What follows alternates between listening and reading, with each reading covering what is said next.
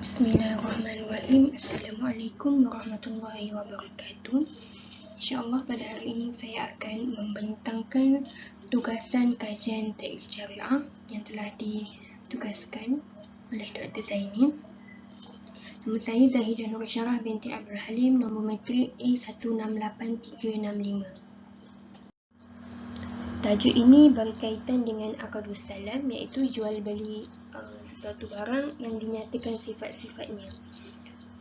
Wa yushtaratu fi at-tayri bayan an-naw'i was-sighari, yang bermaksud dan disyaratkan pada haiwan iaitu burung untuk dijelaskan jenis-jenis burung tersebut, was-sighari, dan sama ada burung itu kecil ataupun muda, wa kibarul jusati, dan dijelaskan besar tubuh burung tersebut, wasinni in arafa, dan ketuaannya ataupun dan kematangannya, in arafa sekiranya diketahui, wa yarji'u fihi lil ba'i, dan dikembalikan ciri-ciri burung tersebut untuk dijelaskan kepada penjual yang menjualnya. Wala yajuzu as-salami fil nahli, dan tidak diharuskan untuk akdus salam iaitu menerima fil nahli, tidak diharuskan untuk menerima jual beli pada lebah. Wa in jawazna bai'uhu, walaupun kita dibolehkan untuk menjualnya, walaupun kita dibolehkan untuk menjual lebah, tapi tidak diharuskan untuk pembeli menerima jual beli tersebut.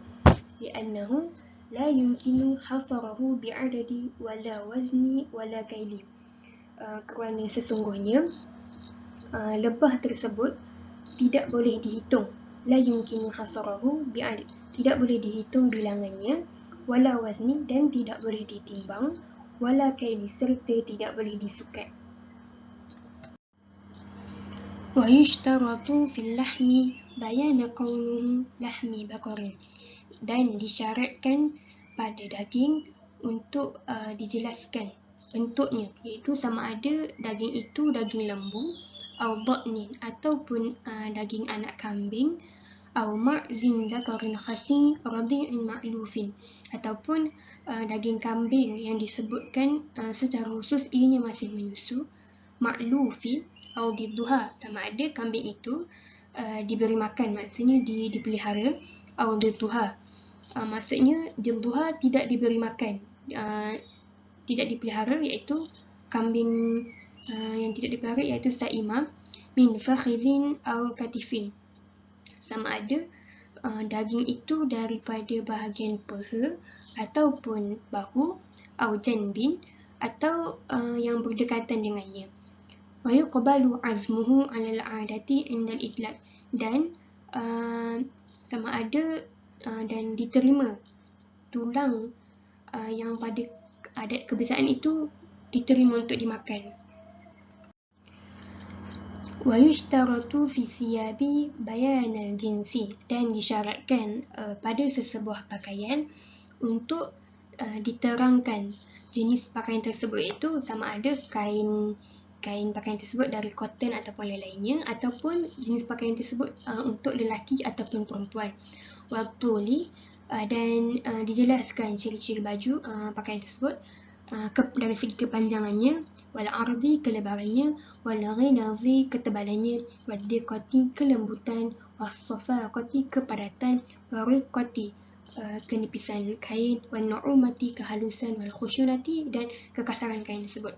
Wa mutlaqahu yuhmalu 'ala al-khami duna al-maqsuri, maksudnya, dan secara umumnya ciri-ciri yang telah disebutkan tadi ia membawa kepada sejenis kain seperti kapas, yang mana ia tidak memerlukan kos yang tinggi dan mampu dibeli dan mampu dipakai oleh kebanyakan orang. Wa yajuzu as-salamu fi thawbil maqsur, dan diharuskan kepada pembeli untuk menerima jual beli pada pakaian yang sederhana. Lianna al-qasra wasafa maqsudi maqbud, kerana pakaian yang sederhana itu telah mencapai maksud bagi sesebuah pakaian. Wala yajuzu fil malbus, dan tidak diharuskan untuk membeli pakaian ataupun menerima akad salam pada pakaian yang telah dipakai. Li'annahu la yanḍabit, kerana ia tidak mencapai ciri-ciri seperti mana pakaian yang masih belum lagi dipakai. Okey. Wa yajuzu fima subagha ghazluhu qabla an-nasji. Dan harus untuk mencelup benang sebelum ditenun. Sebelum ditenun. Kalburudi idza bayyana ma subagha bihi, seperti mana celak yang bila dicelup dengan warna, bila dikeluarkan tu jelas warnanya. Jadi benang tu kita kena celup dulu, barulah ditenun supaya jelas warnanya. Wa kaunuhu fi syita'i aw fi sayfi, dan dijelaskan pakaian tersebut dipakai untuk musim sejuk ataupun musim panas. Walauni, dan dijelaskan warna pakaian tersebut. Wabiladu sabri, dan dijelaskan dari mana negara asal benang tersebut. Wal asahu mana as-salami fil masburi ba'da nasbi. Wal asah maksud pandangan ni mempunyai hilaf, dan ia hilaf dari kalangan ulama mazhab Syafi'i, dan asah ni adalah pandangan yang paling kuat. Okey, mana as-salami dilarang untuk membeli pakaian yang telah dicelup, pakaian dicelup selepas ditenun. Kalau ghazal masbuk seperti benang yang dicelup, maksudnya tak boleh untuk beli yang mana pakaian tu ditenun dulu baru dicelup dengan warna. Dia anna as-sabri ba'da nasji yasuddu al-furush.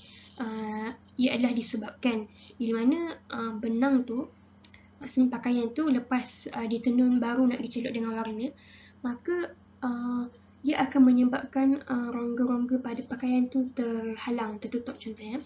Okay, pada sesebah pakaian tu, bila kita tengok dekat kain tu, memang di antara benang-benang tu ada rongga-rongganya.